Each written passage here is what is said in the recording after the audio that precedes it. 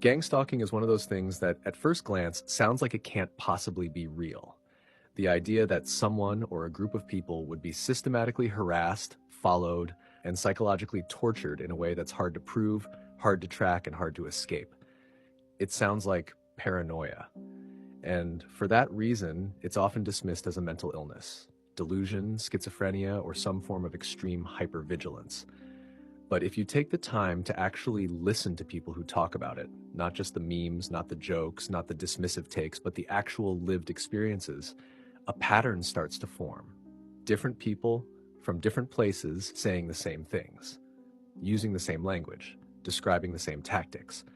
And the deeper you look, the more you realize, even if it's not happening in the exact way they describe, something is happening. So let's talk about what gang stalking really is. Not the sensational version, but the layered reality of it. What is gang stalking?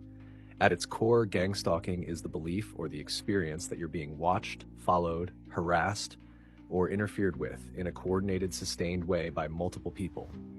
It's not just one person messing with you, it's a system, a network. It feels organized, intentional, and cruelly invisible.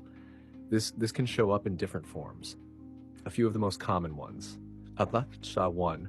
Orchestrated social encounters, aka street theater. This is where people feel like their interactions in public are staged, like the people around them are acting out a script, pretending to be random strangers, but they're not. They're part of the act, part of the intimidation. Example: you're at a coffee shop. Someone sits behind you and starts having a conversation that weirdly mirrors your private life. They mention details that nobody should know. The next person who walks in bumps into you, doesn't apologize, stares at you a little too long. Then you leave and you see a car drive by slowly, windows down, people inside looking directly at you, Isloft smirking. It sounds minor, maybe even explainable, but it happens again and again and again. Eventually, it stops feeling like coincidence, and it doesn't matter if it's real or not, it feels real. That's the trap. 2. Digital harassment. This is where the surveillance moves online. People who believe they're being gang stalked often report their phones acting strange, conversations being repeated back to them, or personal information being leaked or used against them. It's like their entire digital life has been infiltrated. Examples: you send a text to a friend about something specific, and later that day, strangers online seem to be referencing it indirectly. You notice your emails being read before you open them, or they're marked unread when you know you didn't open them yet. Your phone lights up at odd hours, or apps open and close without you doing anything. A private photo is leaked, or an old post is used to humiliate or discredit you. This isn't just trolling, it feels like targeted digital warfare, and sometimes it's tied to bigger systems, like data mining, facial recognition, or predictive policing. 3. Noise campaigns. These are repeated, intentionally disruptive sounds meant to create agitation. It could be construction outside your window every single day, or loud knocking from neighbors at the same time every night. Car alarms, dogs barking, sirens. Always when you're trying to rest, concentrate, or heal. Example: you try to meditate and a motorcycle revs its engine right outside your window. You change locations, it happens again. You move cities, and somehow the pattern continues. It's the noise itself, it's the timing. That's what starts to break people down. That's what starts people down. Sabotage, social isolation. People report losing jobs, friends, or family relationships after being targeted. Things go wrong for no reason. Reputations get damaged without explanation. People around them start acting strange, distant, paranoid. It's like someone is poisoning their life behind the scenes.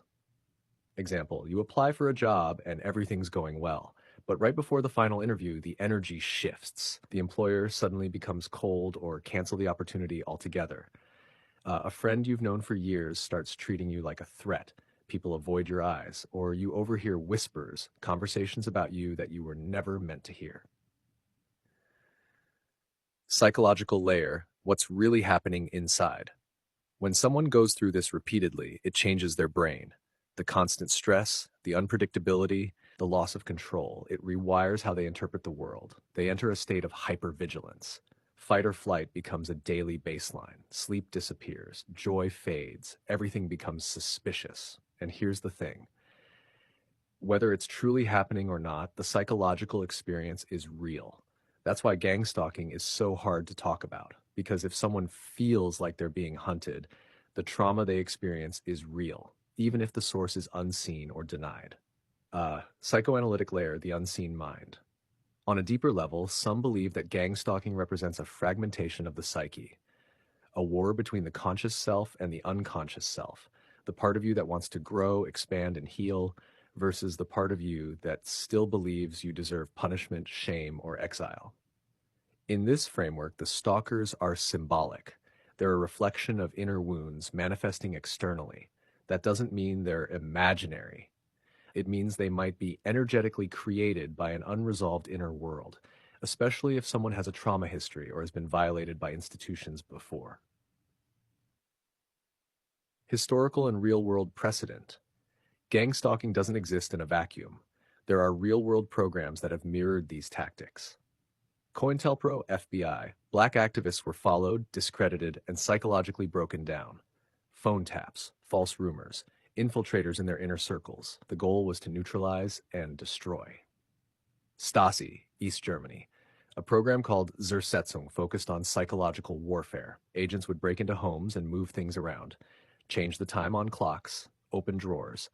The goal was to make the target question their sanity and feel completely alone. So when people describe gang stalking today, it's not just fantasy. It has historical roots in state-sponsored oppression. Energetic, spiritual perspective. In spiritual terms, some believe that people being gang stalked are light carriers or chosen souls, people with high vibration who threaten the control systems. In that context, gang stalking becomes a spiritual war. Some say entities, physical or not, feed off the fear, paranoia, and emotional exhaustion it creates. They need the target to break down, isolate, or give up.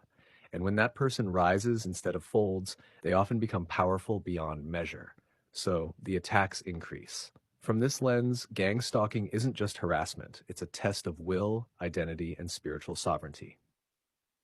Why it's dismissed so easily? Because it's invisible, because it's hard to prove, because it makes you sound crazy. It's the perfect crime, and it thrives in silence. That's why when people speak out, they're often met with laughter, doubt, or accusations of mental illness. But the ones who've lived it don't laugh. They describe it like a slow spiritual assassination. And the scariest part, the world around them keeps telling them it's all in their head.